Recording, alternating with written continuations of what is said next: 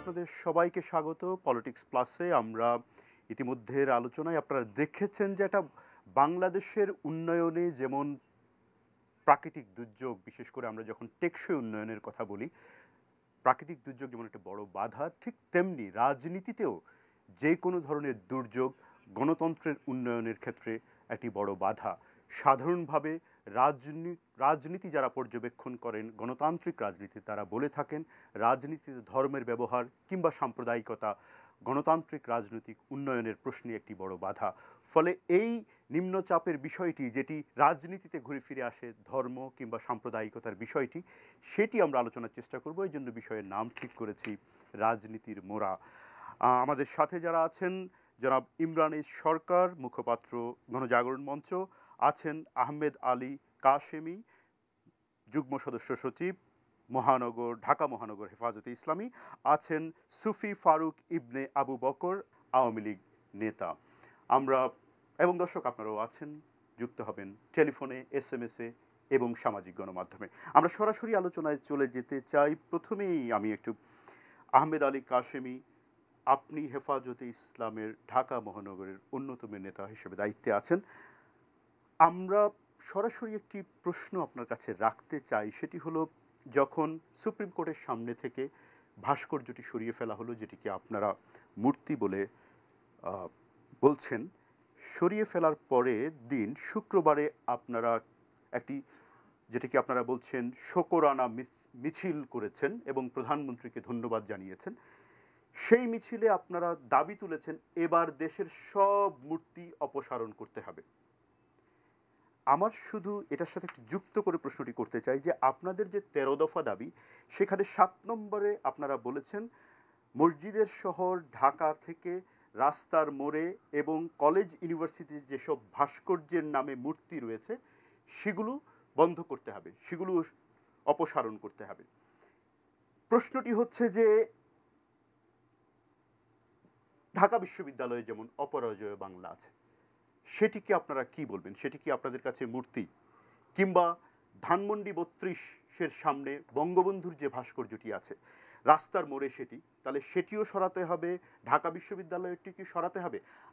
যেহেতু আপনাদের দাবি আছে যে ঢাকা শহর থেকে সবগুলো সরাতে হবে এবং এবার সবগুলো সরাতে হবে, এরকম একটা দাবি আপনারা উচ্চারণ করেছেন।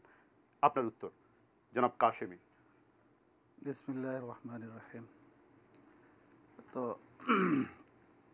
আজকের যে আলোচনা, প্রথমে শুরুতে আপনি যে আলোচনা করলেন, এই প্রশ্নের মধ্যে আবার আলোচনা আপনি ভিন্ন দিকে নিয়ে গেলেন।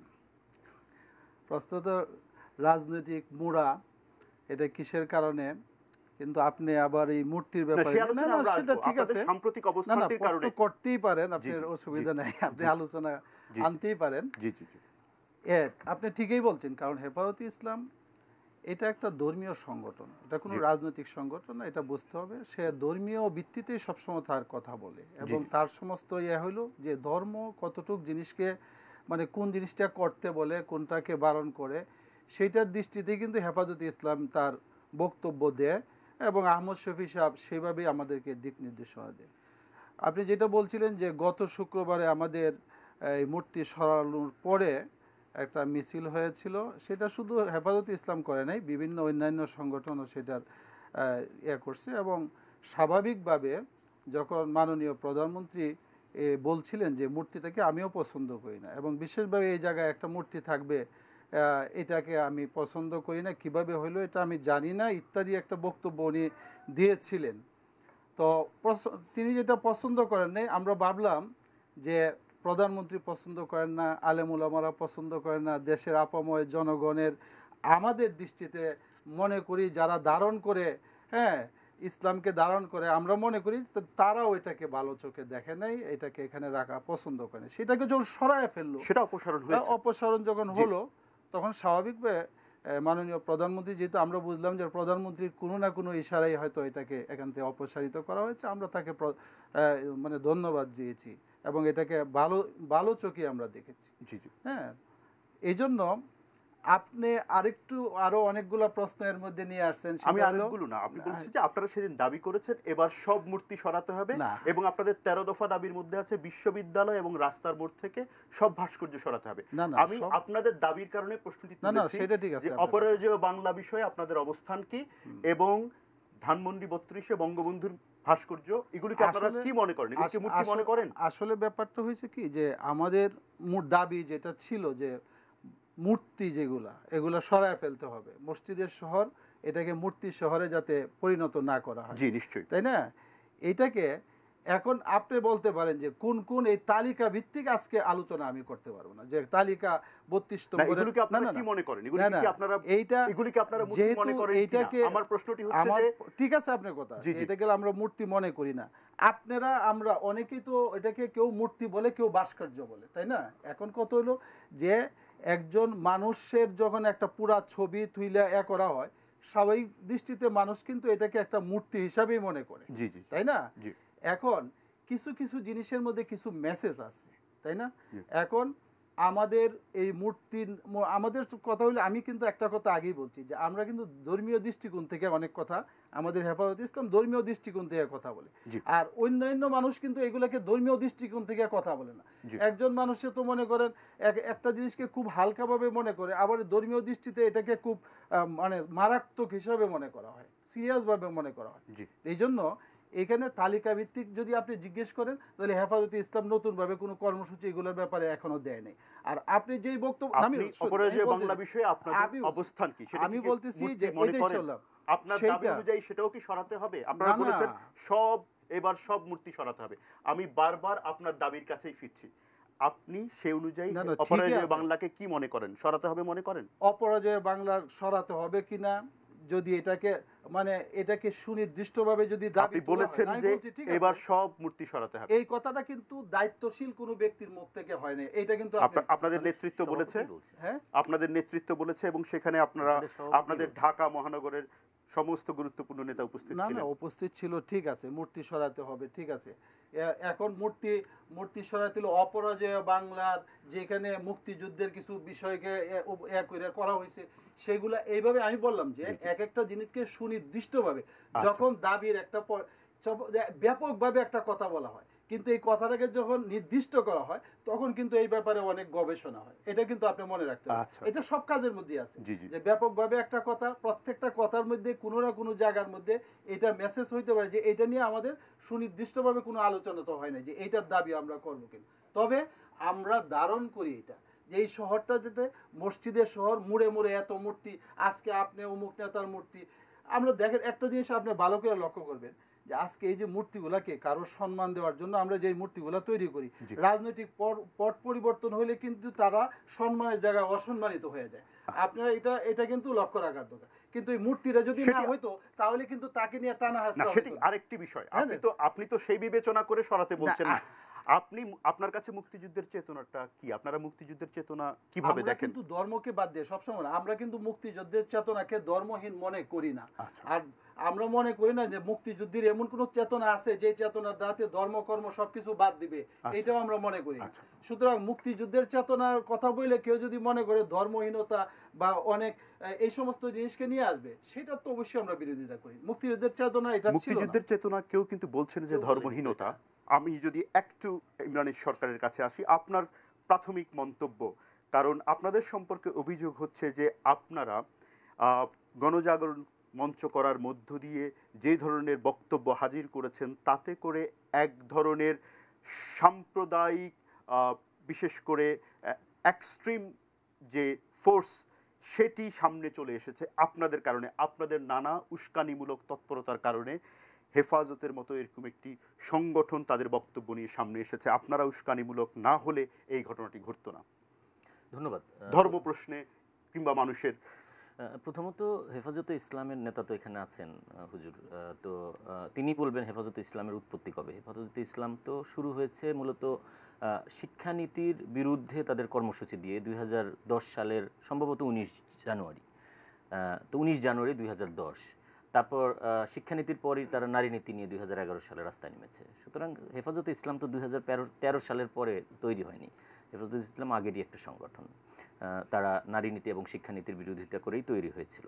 সুতরাং এটা যারা বলছেন তার মানে যুক্তিসঙ্গত নয়। আর দ্বিতীয়ত বিষয়টা হচ্ছে যে আমাদের আন্দোলন তো একটা মানবিক আন্দোলন। আমরা যে কথাগুলো বলি, ধরেন সমাজে সত্য ন্যায় প্রতিষ্ঠার জন্য অন্যায়ের বিরুদ্ধে আমরা দাঁড়াই, অন্যায় অবিচারের বিরুদ্ধে, সাম্প্রদায়িকতার বিরুদ্ধে। যদি অন্যায় অবিচারের কথা বলি বা একটা সাম্যের সমাজ বলি, যে একটা সকল মানুষ সমান মর্যাদা পায়, যেন ন্যায্যতা যেন সমাজে থাকে, যেটার জন্য আমাদের দীর্ঘ লড়াই চলছে আপনি জানেন, তাহলে সেটা তো আমি যদি ধর্মীয় দৃষ্টিকোণ থেকেও বলি, আমাদের রাসূলুল্লাহ সাল্লাল্লাহু আলাইহি সাল্লামের লড়াইটাই ছিল কিন্তু যে একটা সাম্য এবং ন্যায্যতাপূর্ণ একটা সমাজ প্রতিষ্ঠার জন্য। হুজুর আমি কি সত্য বলেছি? হ্যাঁ, তার সারা জীবনের লড়াই এটা। তাহলে এই লড়াই যদি কেউ করে, সেই লড়াই কিভাবে ধর্মের বিরুদ্ধে হয়? সেটা হতেই পারে না। আর দ্বিতীয়ত হচ্ছে যে আমরা যে 6 দফা দাবি দিয়েছি, সেটাও কিন্তু পরিষ্কারভাবে যারা অপরাধী, যারা 71 সালে মানবতার বিরুদ্ধে অপরাধ করেছে, যারা মানুষ হত্যা করেছে, যারা ধর্ষণ করেছে, যারা লুটপাট করেছে, অগ্নিসংযোগ করেছে, যারা মহান মুক্তিযুদ্ধের বিরোধিতা করেছে, তাদের বিচারের দাবি আমরা জানিয়েছি। সুতরাং সেই দাবিতে তো ধর্মের কোনো সম্পৃক্ততা নেই, এখানে ধর্ম সংক্রান্ত কোনো শব্দই নেই। ধর্ম সংক্রান্ত শব্দ এক জায়গায় আছে, যে আমরা বলেছি যে জামায়াতে ইসলাম এবং ইসলামী ছাত্র শিবিরের ধর্মের নামের যে রাজনীতি, সেই রাজনীতি বন্ধ করতে হবে। এই রাজনীতি কিন্তু স্পেসিফিক জামায়াতে ইসলামের রাজনীতি। সুতরাং এখানে ধর্মটা এইভাবেই ধর্ম শব্দটা অভিযোগটি হচ্ছে আপনাদের সম্পর্কে পরিষ্কার, যে যেটি একটু করে হেফাজতে ইসলামের ঢাকা মহানগরের অন্যতম নেতা আহমেদ আলী কাশ্মীর নিজে কিন্তু বললেন যে মুক্তিযুদ্ধের চেতনা ধর্মহীনতা নয়। আপনাদের সম্পর্কে, আপনাদের কর্মতৎপরতা সম্পর্কে এক ধরনের ধর্মহীনতার অভিযোগ উঠেছে। মানে এই অভিযোগটা কেন উঠবে? আমরা তো কখনো ধর্মহীনতা বা এখানে জনাব কাশিমি আছেন, সেটি তো আপনারা পরস্পরের বিরুদ্ধে অভিযোগ তুলেছেন। আপনারা যদি একটু কথা বলে থাকেন তিনি বলবেন। কিন্তু আমরা কিন্তু কোথাও আমাদের বক্তব্যে, আমাদের দাবির মধ্যে কোনো জায়গায় ধর্ম সংক্রান্ত কোনো বিষয় আসেনি।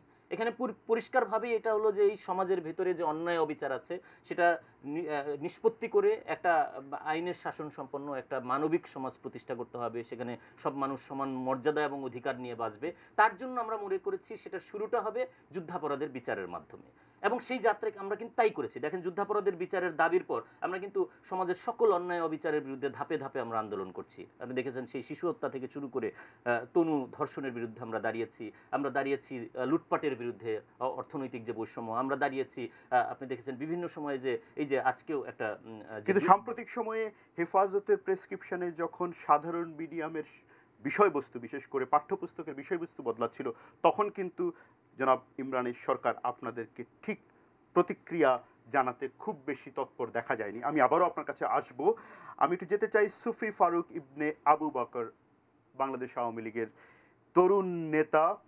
আপনার কাছে আসতে চাই, যেটি জনাব কাশেমি বললেন, হেফাজতের ঢাকা মহানগরের নেতা। তিনি বললেন মুক্তিযুদ্ধের চেতনা তো ধর্মহীনতা নয়, কিন্তু আমরা যতটুকু জানি সাধারণভাবে ইতিহাসে, এবং আমাদের যারা অগ্রজজন এবং যারা রাজনীতি পর্যবেক্ষণ করেন, তারা বলে থাকেন মুক্তিযুদ্ধের চেতনার অন্যতম বক্তব্য হচ্ছে ধর্মকে রাজনীতি থেকে আলাদা করা, আলাদা রাখা। রাজনীতি সবার, ধর্ম প্রত্যেকের ব্যক্তিগত। কোনো বিশেষ ধর্মকে যদি আমরা রাজনীতিতে ব্যবহার করতে থাকি, তাহলে অন্য ধর্মাবলম্বীদের মানবিক মর্যাদা ক্ষুণ্ণ হয়। আপনি কি বলবেন? তাহলে আপনারা, বাংলাদেশ আওয়ামী লীগ, এখন বলা হচ্ছে হেফাজতের দাবি মেনে নিয়েছেন, এবং এক ধরনের অভিযোগ উঠেছে যে আপনারাও রাজনীতিতে ধর্ম ব্যবহার করছেন। আপনি কি বলবেন? আচ্ছা, ধন্যবাদ আপনাকে। প্রথম যেটা বলতে চাই সেটি হচ্ছে যে আমি বাংলাদেশ আওয়ামী লীগের রাজনীতি করি, কিন্তু বাংলাদেশ আওয়ামী লীগের অফিসিয়াল মুখপাত্র আমি না। আমাদের দলের সভাপতি এবং মাননীয় প্রধানমন্ত্রী তার বক্তব্য তিনি জানিয়েছেন, অফিসিয়াল বক্তব্য। আমাদের দলের যে সমস্ত স্পোক্সপারসন ছিলেন তারাও তাদের অফিসিয়াল বক্তব্য বলেছেন। আমি আমার ব্যক্তিগত জায়গা থেকে আমি আমার বক্তব্য বলতে পারি। দেখুন, এই একটা বিষয় আমাদেরকে মানতে হবে, বাংলাদেশের বেশিরভাগ মানুষ অত্যন্ত ধর্মভীরু, ভালো মানুষ।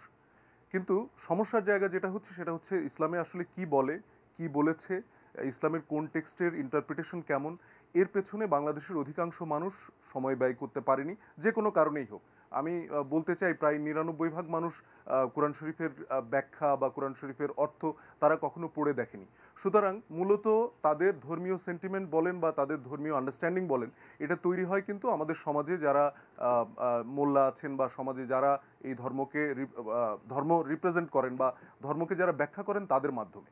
আপনারা দেখেছেন যে অতীত সময়ে আমাদের শাপলা চত্বরে যে ঘটনাটি ঘটিয়েছিল হেফাজত, সেই ঘটনাটিতে কিন্তু ওরকম একটি সেন্টিমেন্টে উদ্বুদ্ধ করে প্রচুর মানুষকে নিয়ে আসা হয়েছিল সেখানে, এবং নষ্ট করা হয়েছে কিন্তু সাধারণ মানুষের সম্পদকে। আপনারা যদি এরকম একটা ট্রিভিয়াল ইস্যুকে নিয়ে, এই মূর্তির সরানো বা মূর্তি রাখার মতো একটা ট্রিভিয়াল ইস্যুকে নিয়ে আরেকবার এই ধরনের কোনো ঘটনা ঘটে থাকে, সেই সম্পদ নষ্ট হবে কিন্তু সাধারণ মানুষের। আওয়ামী লীগ একটা অনেক বড় ভিশন নিয়ে কাজ করছে এবং অনেক বড় একটা লক্ষ্য আওয়ামী লীগের। এই সময়ে যদি এই ধরনের একটা ইস্যু নিয়ে আবার হেফাজতের এরকম কোনো তাণ্ডব উপস্থিত হয়, দিন শেষে কিন্তু জাতীয় উন্নয়ন ক্ষতিগ্রস্ত হবে, জাতীয় লক্ষ্য ক্ষতিগ্রস্ত হবে।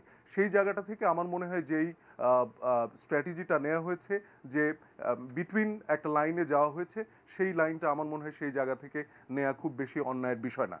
আর এরপরে আসি সেটা কম্প্রোমাইজের বিষয়, বা আপনি মুক্তিযুদ্ধের চেতনা বললেন, মুক্তিযুদ্ধের চেতনা যেটা বলা হয়েছে যে আমাদের ধর্মনিরপেক্ষতা শুধু মুক্তিযুদ্ধের চেতনা না, ধর্মনিরপেক্ষতা আসলে ইসলামের চেতনা। আমরা যদি একটু আমরা রেফারেন্সে যাই, যে আমরা সূরা মায়দাতে স্পষ্টভাবে বলে দেওয়া হয়েছে যে আমাদেরকে তৈরি করা হয়েছে আলাদা আলাদা করে। আল্লাহ তাআলা আমাদেরকে আলাদা আলাদা করে তৈরি করেছেন। হিন্দু, মুসলমান, বিশ্বাসী, অবিশ্বাসী যত রকম গোত্র আছে আলাদা আলাদা করে তৈরি করেছেন এবং আলাদা আলাদা করে প্রতিপালন করছেন। এবং তার পরবর্তীতেই তিনি বলেছেন, কেন করেছি আমি? কারণ আমি তোমরা আলাদা আলাদা করে তৈরি করেছি যেন তোমরা একে অপরকে চিনতে পারো। তারপরে উনি বলেছেন যে খুব স্পষ্ট করে বলা, এখানে কিন্তু মানে ওরকম হাইড অ্যান্ড সিকের কোনো বিষয় নেই, যে আমাদের এই যে আমরা আজকে এই যে ট্রিভিয়াল ইস্যু নিয়ে মূর্তি লাগাবো কি লাগাবো না, এই ধর্মীয় সেন্টিমেন্ট হবে কি হবে না, এটা নিয়ে আমাদের যুদ্ধ করার দরকার নেই, কারণ আমাদের ওই পরিমাণ জ্ঞান আমাদের নেই। এটা আমরা যখন তার কাছে ফেরত যাব তখন তিনি এই বিষয়ে সমাধান দেবেন। ফারুক, যেখানে হেফাজতে ইসলামী দাবি তুলছে সারা শহর থেকে, গোটা দেশ থেকে মূর্তির কিংবা ভাস্কর্য সরিয়ে ফেলতে হবে, আপনি সে উত্তরে কি বলবেন? হেফাজতে ইসলামের এই দাবি নিয়ে আপনি কি বলবেন? আমি হেফাজতে ইসলামের দাবি নিয়ে আমি প্রথম কথা বলতে চাই সেটা হুজুর আজকে উপস্থিত আছেন, আমাদের রাসূলুল্লাহ সাল্লাল্লাহু আলাইহি সাল্লামকে আল্লাহ তাআলা পাঠিয়েছিলেন কাউন্সিলর হিসেবে, যে আমাদেরকে কাউন্সিল করার জন্য, আমাদেরকে সদুপদেশ দেওয়ার জন্য, আমাদেরকে একটা পথ দেখানোর জন্য। এবং তিনি কোরআন শরীফে স্পষ্টভাবে বলে দিয়েছেন যে আমি তোমাকে রুলার হিসাবে পাঠাইনি। এটা কিন্তু মানে হযরত মুহাম্মদ সাল্লাল্লাহু আলাইহি সাল্লামকে আমাদের উপরে আইন প্রণেতা বা আইন প্রয়োগকারী হিসাবে উনি পাঠাননি, এটা আল্লাহ তাআলা কোরআন শরীফে বলে দিয়েছেন। তিনি আমাদেরকে কাউন্সিল করতে পাঠিয়েছিলেন।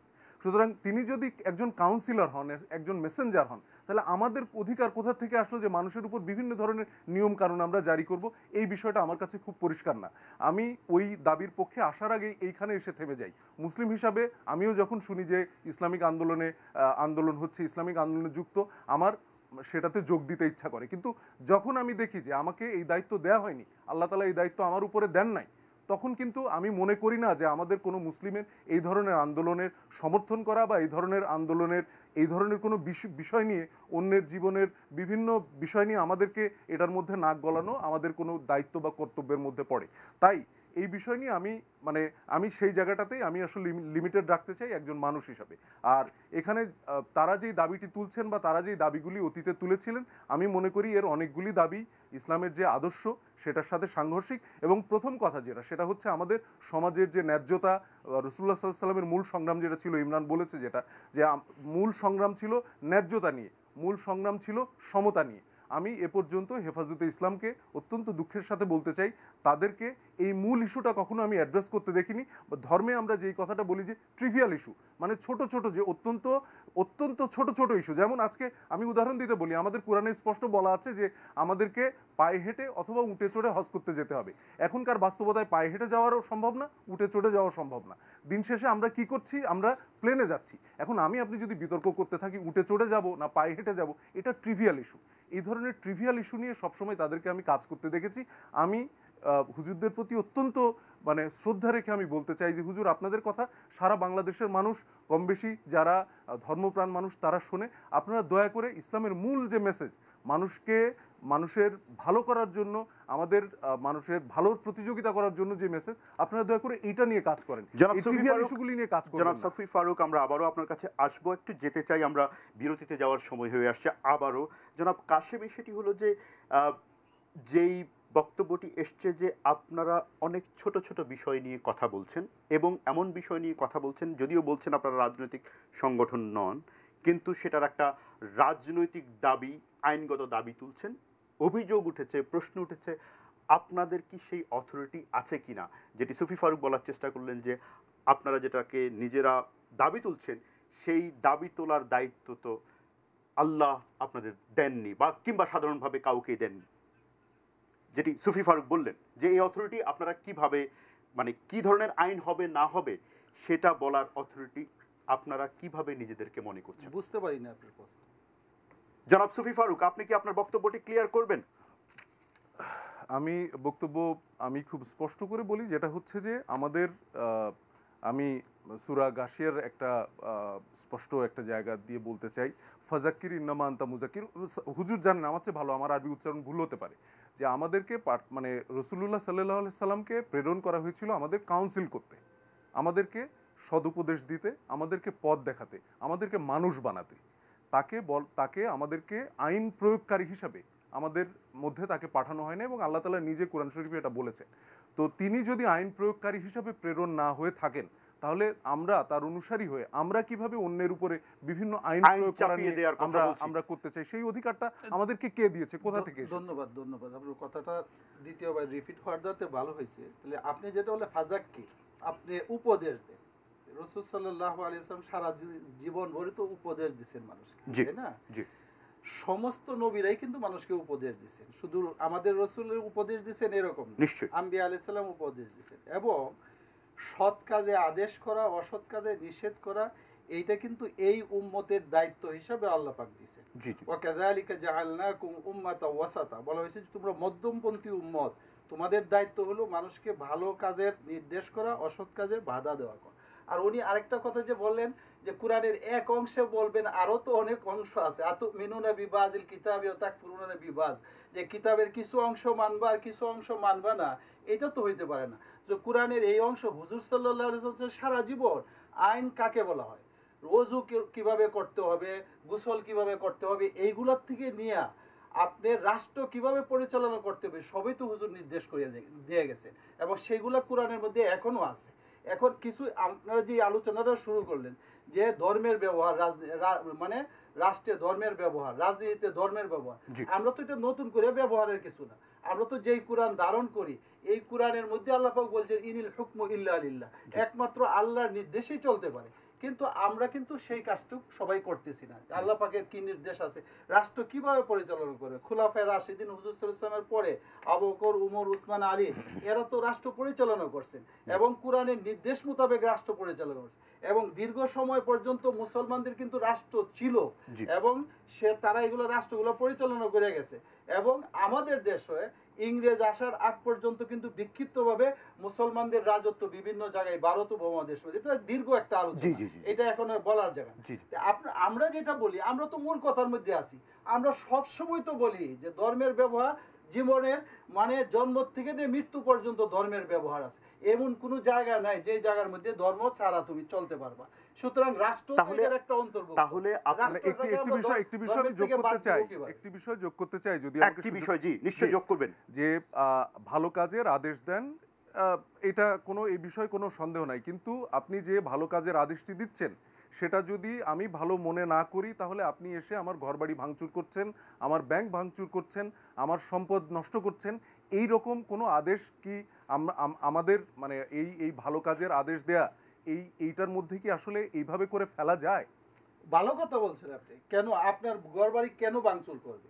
ভালো কাজের আদেশ করতে এটা কি ইঙ্গিত করছেন আমি জানি না, পরিষ্কার করলে আমিও পরিষ্কার করতে পারবো, কিন্তু বাস্তবতা হইলো যে কোনো ভালো কাজের আদেশ আপনি মানবেন আর না মানবেন, সেই জন্য আপনার উপরে চোর থাপ্পড় মাইরে আপনাকে মানাবো, এটার তো নির্দেশ ইসলাম কোনোদিন না, দেন এটি না। আপনি পরিষ্কার- বাড়িঘর না, ভাঙার হুজুর, তো এটা প্রশ্নই বলতে আসে চাইছে, না। আমার মনে হয় যেটা তাহলে সফি ভাই শাপলা যেটা বলতে চত্বরে- চাইছে শাপলা যে শাপলা চত্বরে এসে চত্বরের আপনারা কথা যে আর কি। তাণ্ডব করেছিলেন, আপনারা যেটা আপনারা যে আপনার এই পরিমাণ কথা বাংলাদেশের তীব্র প্রতিবাদ লোকজনের করি। আমরা কোনো সম্পদের ক্ষতি তাণ্ডব করি করেছিলেন, নাই। সেটা কেন এবং করেছিলেন আপনি হুজুর? যদি আলোচনা করতে চান তাহলে আমি বুঝে যে শাপলা চত্বরে যখন আমরা ঢাকা শহরে 8টি পয়েন্টে যখন যখন আমাদের অবস্থান কর্মসূচি ছিল, আমরা সেখান থেকে সরকারের অনুমতির সাপেক্ষে আমরা মানে এখানে সমাবেশ করার জন্য আসতেছিলাম।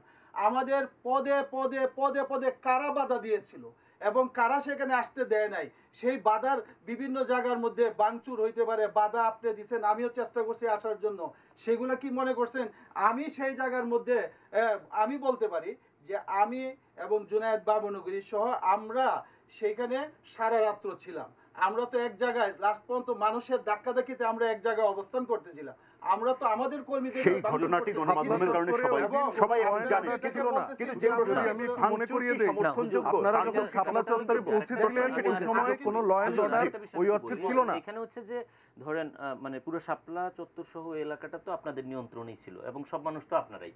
তো সেখানে ধরেন বাইতুল মুকাররম মসজিদ আমাদের একটা মানে সবচেয়ে গুরুত্বপূর্ণ মসজিদ, জাতীয় মসজিদ, পবিত্রতম একটা মসজিদ, সেই মসজিদে আগুন দেয়া এবং ধরেন সেখানে কুরআন শরীফ যারা বিক্রি করেন সেই দোকানগুলোতে হাজার হাজার কপি, লক্ষ লক্ষ কপি কোরআন শরীফ পুড়িয়ে দেওয়ার পর কিন্তু দোকানদাররা যারা বিক্রি করেন তারাই কিন্তু বলছেন যে আপনাদের লোকেরা সেখানে পুড়িয়ে দিয়েছেন।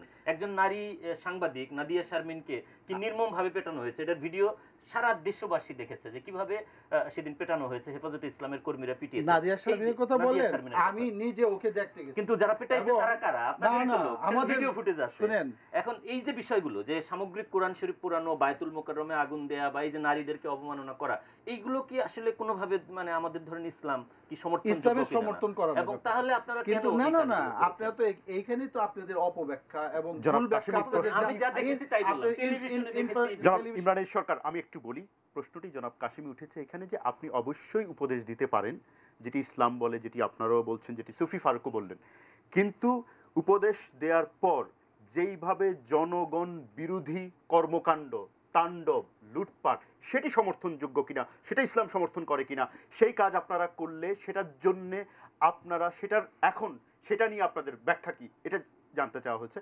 আপনার উত্তর শুনবো, একটা ছোট্ট বিরতি নিয়ে আসি। নিশ্চয়ই। প্রিয় দর্শক, আমরা আছি পলিটিক্স প্লাসে এবং রাজনীতির মোড়া নিয়ে আমরা আলাপ করছি। রাজনীতিতেও এক ধরনের নানা সময় ঘুরনি দেখা যায়, সেটি আমাদের আজকের আলাপের বিষয়। থাকুন পলিটিক্স প্লাসে।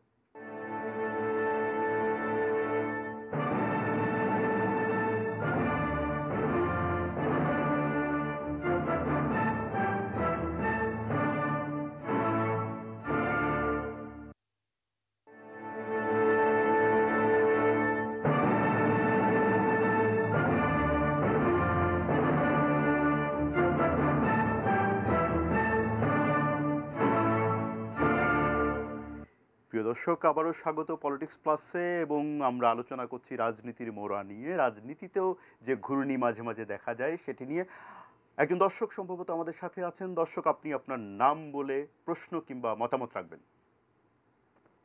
ধন্যবাদ। আমার নাম লীনা, আমি ঢাকা থেকে বলছি। আমার দুটো প্রশ্ন আছে।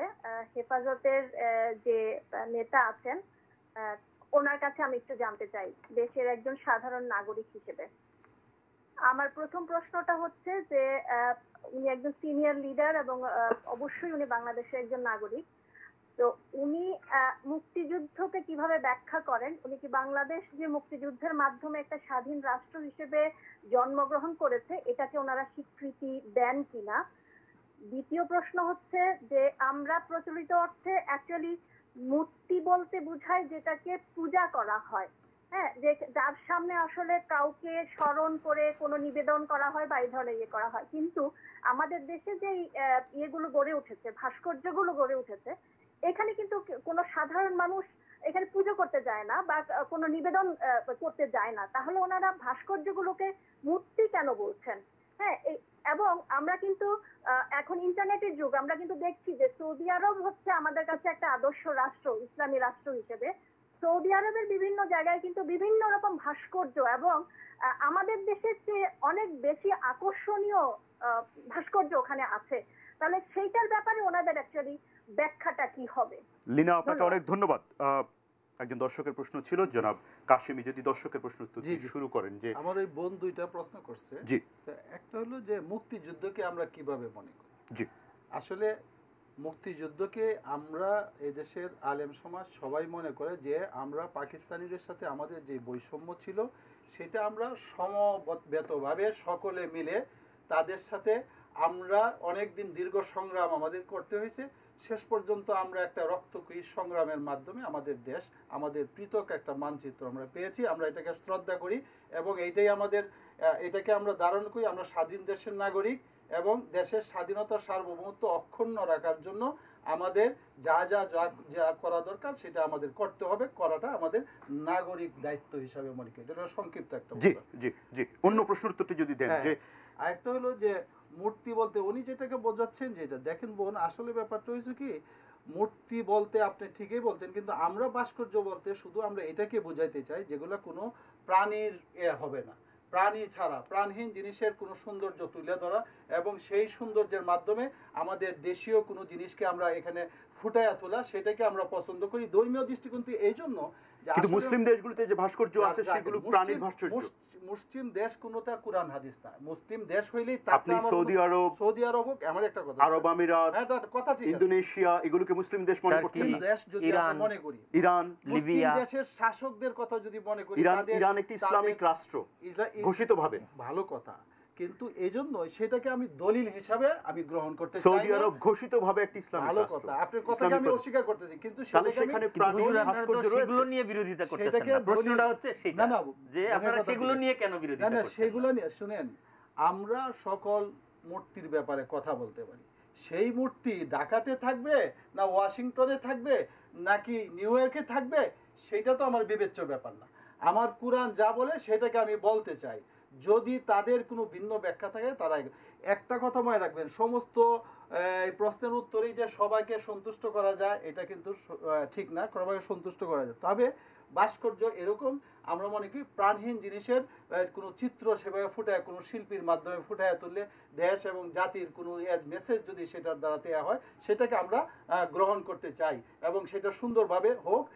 এমনকি কোরআনের একটা আয়াতকে ওইভাবে সুন্দরভাবে অনেকে লেখে, তাই না, বিভিন্ন ধরনের করে সেটাকে আমরা ধারণ করি। তাহলে কি ইরাক, ইরান, সৌদি আরব সেগুলো আপনাদের কাছে এই ক্ষেত্রে প্রাসঙ্গিক মনে করছেন না? এই উদাহরণগুলো যখন আসছে তখন এদেরকে আর বলছেন যে মুসলিম ইরাক, রাষ্ট্রের ইরান, মডেল নয়। লিবিয়া, সৌদি আমরা আরব, যেটা দুবাই, শুনি, তারপরে আমরা তো টার্কি, ইরানের গোলামি করি না এবং তাদের কোনো অনুসরণ করি না। আমরা কোরআন পেয়েছি, আমরা কোরআনের অনুসরণ করি, আচ্ছা, তাই না? এবার যদি আমাকে একটা অন্য প্রশ্নের উত্তর দেন, সেটি হলো যে আপনি বলছেন যে মুক্তিযুদ্ধের চেতনার মুক্তিযুদ্ধের মধ্য দিয়ে বাংলাদেশ পেয়েছে এবং মুক্তিযুদ্ধের সময় আমরা দেখেছি সে সময়ও বিশেষ করে যখন আমাদের শহীদ মিনার হয়েছিল সেটার উপরও ইসলামের নাম করে পাকিস্তানি বাহিনী আক্রমণ করেছিল। আমি বুঝতে চাই আপনার কাছ থেকে, আমার এগুলোকে আপনি একটু যদি পরিষ্কার করেন। সে সময় শহীদ মিনারের উপর হামলা হয়েছিল, শহীদ মিনারকে তারা বলেছে যে এটি ইসলাম বিরোধী, রবীন্দ্রসঙ্গীতকে বলেছে ইসলাম বিরোধী। আপনারাও আপনাদের দাবিতে যে পাঠ্যপুস্তক বদলের যে দাবি আপনারা তুলেছিলেন, সিলেবাস বদলের, সেখানে আপনারা রবীন্দ্রনাথ এমনকি নজরুল আরও অনেকেরই লেখা ইসলাম বিরোধী বলে আপনারা নিজেরা রেফারেন্স দিয়েছেন, রেফারেন্স দিয়ে বলেছেন এগুলো বাতিল করতে হবে এবং অন্যগুলো নিয়ে আসতে হবে। প্রশ্নটি হচ্ছে যে তাহলে সেই পাকিস্তানিদের যে ইসলামের ব্যবহার আর আজকে আপনাদের যে ইসলামের বক্তব্য সেটার সাথে তো আমরা সম্পর্ক খুঁজে পাই, তাহলে আপনারা কোথায় পাকিস্তানিদের চেয়ে ইসলামী বক্তব্যে আলাদা, আমাকে একটু পরিষ্কার করবেন? হুজুর, আমি আরেকটু যোগ করি যে ৭১ সালেও স্বাধীনতার সময় যারা মুক্তিযুদ্ধ করেছে, যারা এই যে বৈষম্য মুক্ত আপনি বলছেন যে একটা বৈষম্যহীন সমাজ বিনির্মাণের জন্য যারা লড়াই করছে, তাদেরকে একটা অংশ যারা স্বাধীনতার বিরোধিতা করেছে তারা বলেছে এরা ধর্মের শত্রু, তারা ইসলামের শত্রু, তারা নাস্তিক। আজকে এসে যারা আজকেও স্বাধীনতার কথা বলছে, যারা যুদ্ধাপরাধের বিচার হয়ে একটা অসাম্প্রদায়িক, একটা বৈষম্যমুক্ত, ঠিক মুক্তিযুদ্ধের আকাঙ্ক্ষার একটা বাংলাদেশ বিনির্মাণের জন্য যারা লড়াই করছে, আপনারা তাদেরকেও বিভিন্নভাবে বলার চেষ্টা করছেন। আমাদের হাতে একদম সময় কম, আপনি যদি ছোট্ট করে উত্তরটা দিন। যদি আপনি ছোট্ট বলতেন। করে আপনি যে বড় আমার প্রশ্নের উত্তরটা প্রথমে চাই, না আপনার প্রশ্ন যে পাকিস্তানিদের ইসলামের সাথে আপনাদের ইসলামের পার্থক্য। শুনেন, পাকিস্তানিরা শহীদ মিনার, যেটা আমরা ভাষা আন্দোলনের যে শহীদ মিনার, তাই না, ভাষা আন্দোলনের স্মৃতিকে ধরে রাখার জন্য এই শহীদ মিনার, পাকিস্তানিরা তাদেরকে কে কি বুঝাইছে আর তারা বলছে আমরা তো সেই শহীদ মিনারকে ভাঙার জন্য কেউ বলতেছে না এখানে। না না, আমি যেটা বলেছি, আপনি যেটা বললেন যে সৌদি আরবের ইসলাম, ইরানের ইসলাম, আপনাদের ইসলাম আলাদা আলাদা। একটা অংশ, আমি না না, আমাদের ইসলাম আলাদা না, একটা অংশ। কোন সৌদি আরব বলেন তারা পরিপূর্ণভাবে কেউ ইসলামের উপরে না। আমরা যেটা যে মূর্তির কথা কোরআনের মধ্যে যেভাবে আছে, মূর্তির প্রতি দেখেন, আপনি জানেন মক্কা বিজয়ে হুজুর সাল্লাল্লাহু আলাইহি ওয়াসাল্লাম মক্কার ঘরে প্রায় 360টা মূর্তি ছিল। কুল জা আল হক ওয়া যাহাকাল বাতিল ইন্নাল বাতিলা কানা যাহুকা, ওই আয়াত না যে হুজুর সবগুলাকে এখান থেকে অপসারণ করছেন। কিন্তু ওই মূর্তিগুলোতে তো মানুষ পূজা করত, ওটা তো ভাস্কর্য ছিল না, এগুলো মূর্তি ছিল, মানুষ পূজা পাকিস্তান যে ইসলামকে বলে আমাদের শাসন শোষণ করেছে, সেটার সাথে আপনাদের দাবির পার্থক্য কোথায় একটু ব্যাখ্যা করবেন আবার? আমাদের তো অনেক পার্থক্য। আমরা তো বৈষম্যের বিরুদ্ধে, আমরা তো বৈষম্যহীন সমাজ বিনির্মাণের চেষ্টা আমরাও করি। এই দেশের আলেম ওলামারা কি আপনি মনে করেন না তারাও তো তাদের গণ্ডিতে একটা সুন্দর সমাজ কিভাবে গঠন করা যায় সেজন্য তারা চেষ্টা করতেছে। এবং তারা চেষ্টা করেন ধর্মকে নিয়ে, আর কেউ চেষ্টা করেন ধর্মকে বাদ দিয়ে। আমরা চাই ধর্মকে সাথে নিয়ে সব কাজ করতে। ধর্মকে সাথে নিয়ে তো আরো অন্য রাজনৈতিক দলগুলো বলছে, তাদের সাথে পার্থক্য কি? তাহলে কি আপনারাও রাজনৈতিক দাবি তুলছেন? আপনারা বলছেন সামাজিক সংগঠন, দাবি তুলছেন কিন্তু রাজনৈতিক। না, তাহলে কি আপনারা আসলে রাজনীতি করছেন? আমাদের রাজনীতি শুনে আপনি ভুল মনে করেন। আপনারা আমি আপনার কাছে বুঝতে চাই। আমাদের কি এক শ্রেণীর লোক আছে, তারা রাজনীতি এবং ধর্ম দুইটাকে আলাদা করে। আর আমরা কোনো সময় রাজনীতি আর ধর্মের চেয়ে আলাদা না, বরং যেই ধর্মে সর্বোচ্চ নীতি নাই সেটাকে আমরা ধর্মই মনে করি না। আমাদের ধর্ম হলো কমপ্লিট জীবন বিধান। এই ইসলামের মধ্যে আপনি প্রস্রাব পায়খানার থেকে নিয়ে পাকঘর থেকে নিয়ে আমাকে সরাসরি বলবেন সেই কমপ্লিট জীবন বিধানেরই কি আপনারা বাস্তবায়ন রাষ্ট্রে দেখতে চান? অবশ্যই। তার মানে আপনারা কি এই রাষ্ট্রকে ইসলামী রাষ্ট্র হিসেবে দেখতে চান? আমরা কেন? শুনেন, আমি হেফাজতকে প্রশ্নটা করছি, আমার কথা শুনেন, আপনারা কি এই রাষ্ট্রটিকে ইসলামী রাষ্ট্র হিসেবে দেখতে চান? আমরা চাই সমস্ত মুসলমান তারা এমন একটি রাষ্ট্র দেখুক যেখানে বৈষম্য নাই, সামাজিক কোন রকমের নাই, সবকিছু সকল নাগরিকদের সম্পূর্ণ। আপনি কি ইসলামী রাষ্ট্র হিসেবে দেখতে চান? উত্তর আমার বাবা। না, এটা তো আমরা চাই, তো আপনারা আমাদের সমর্থন করছেন না। আমরা তো একটা বৈষম্যমুক্ত সকল নাগরিক মর্যাদা সম্পন্ন একটা রাষ্ট্র চাই। কিন্তু তাহলে সেটা কি আপনি ইসলামের পথে চান? এই একটা জিনিসকে আপনারা বাদ দেন, সেটা হলো আমরা কোনো কিছু বাদ দিই না। ধর্ম যার যার ব্যক্তিগতভাবে আছেই তো। আমি আমার ধর্ম মানছি, আপনি আপনার ধর্ম মানছেন, উনি ওনার ধর্ম মানবে। আমরা তো ধর্মীয় স্বাধীনতায় বিশ্বাস করি এবং এটা আমরা বারবার বলি যে প্রত্যেকে যে যার ধর্ম পালন করবে স্বাধীনভাবে। ঠিক আছে, এটা তো আমাদের ধর্মটা এরকম যে মানুষের সকল জীবনের সর্বস্তরের বিধান এটার মধ্যে ব্যবস্থা। আমি আমার প্রশ্নের উত্তর পাইনি জনাব কাশেমি, কিন্তু আমি একটু সুফি আল ফারুককে একটু সময় দিতে চাই, তিনি আমাদের সাথে আছেন। জনাব সুফি ফারুক, যদি আপনি একটু আপনার মন্তব্যটি করেন, আমরা একদম শেষ পর্যায়ে। জি, কি বিষয়ে মন্তব্য? মন্তব্যটি হচ্ছে যে জনাব কাশেমি বললেন যে তিনি মনে করেন যে ইসলাম কমপ্লিট কোড অফ লাইফ, ফলে রাষ্ট্রে সেটার প্রতিফলন দেখতে চান। আমার প্রশ্নটি হচ্ছে যে তাহলে আপনারা নিজেদেরকে সামাজিক সংগঠন বলছেন কিন্তু দাবি করছেন একটি রাজনৈতিক, আপনার মন্তব্য কি? ইসলাম অবশ্যই কমপ্লিট কোড অফ লাইফ, কিন্তু ইসলাম যখন এসেছে তখন তো কম্পিউটার আবিষ্কার হয়নি, তখন নেশন স্টেট আবিষ্কার হয়নি, তখন জাতিসংঘ তৈরি হয়নি, এরকম অনেকগুলি বিষয় তখন তৈরি হয়নি যেটা এই মুহূর্তে পৃথিবীর বাস্তবতা। এবং সেই কারণে এবং ইসলামে এটা খুব ভালোভাবে সমর্থন করে, সেটা ইজতিহাদের মাধ্যমে হোক, সেটা যে কোনোভাবেই হোক, আমরা এই নতুন পরিবেশে, নতুন যে পরিবেশ তৈরি হয়েছে এই দীর্ঘ সময় পরে, সেখানে আমরা এটাকে অ্যাডপ্ট করতে পারবো এবং এই রাস্তাটা আছে। আমরা যদি প্রতিটা কথায় লিটারাল ট্রান্সলেশন আমরা চলে যাই এবং আমরা যদি ওই নাকাল নিয়ে পড়ে থাকি, আকালের ব্যবহার আমরা না করি, তাহলে এটা আসলে আমরা যতই কমপ্লিট কোড বলার চেষ্টা করি, এই কমপ্লিট কোড এই জীবন ব্যবস্থায় সেট হবে না। এটা হলো কথা, এটা অবশ্যই কমপ্লিট কোড, আমি এটাতে অস্বীকার করি না। কিন্তু আধুনিক যে জাতিরাষ্ট্রের যে রাজনীতি, আধুনিক আন্তর্জাতিক যে এখন রাষ্ট্র ব্যবস্থা, সেটির সাথে আসলে আমরা আগের টেক্সটের লিটারাল ট্রান্সলেশন আমরা মেলাতে পারবো না। প্রথম কথা গেল।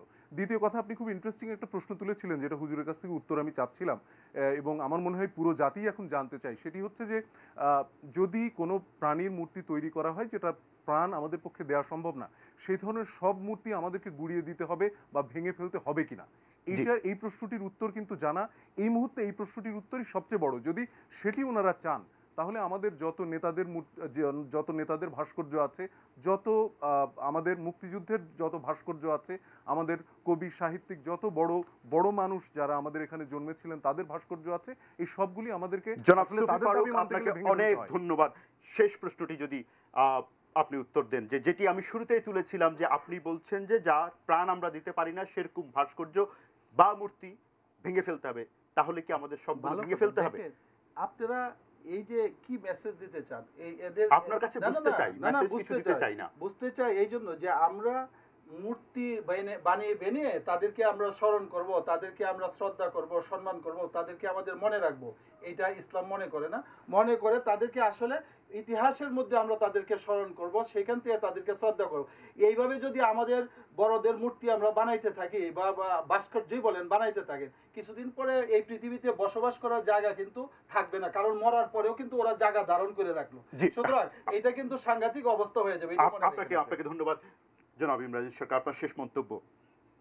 না আসলে যে প্রশ্নটা আসলো যে উনি তো পরিষ্কার বলতে পারলেন না যে এখানে প্রথমত হলো যে উনি মূর্তি পরিষ্কার করতে ভাস্কর্য- পারলেন না, কিন্তু আপনার কাছে প্রশ্ন হচ্ছে না। যে আপনারা সামাজিক আন্দোলনের মধ্যে থেকে আপনারা কি জনগণের কাছে পৌঁছাতে পেরেছেন যে ধর্মের রাজনৈতিক ব্যবহার যেটা হচ্ছে সেটা জনগণকে ঐক্যবদ্ধ করা, সচেতন করা, যেটি উনারা বলছেন যে জনগণ না, আমরা ওনাদের কিন্তু সাথে মূলত আছে, কিন্তু সেটা- আপনাদের সাথে কি আছে? সেটার জন্যই দাঁড়িয়েছি। আপনি দেখেছেন যে আমরা এই সামগ্রিক আমাদের সর্বশেষ কর্মসূচি সেটাও কিন্তু ছিল যে এই যে ধর্মকে অপব্যবহার করে ভাস্কর্য যে একটা ইস্যু, এই যে বিষয়টা, এই যে উনি বললেন ওনার কথা পরিষ্কার না, দেখা যাচ্ছে যে এটাকে রাজনৈতিকভাবে ব্যবহার করা হচ্ছে।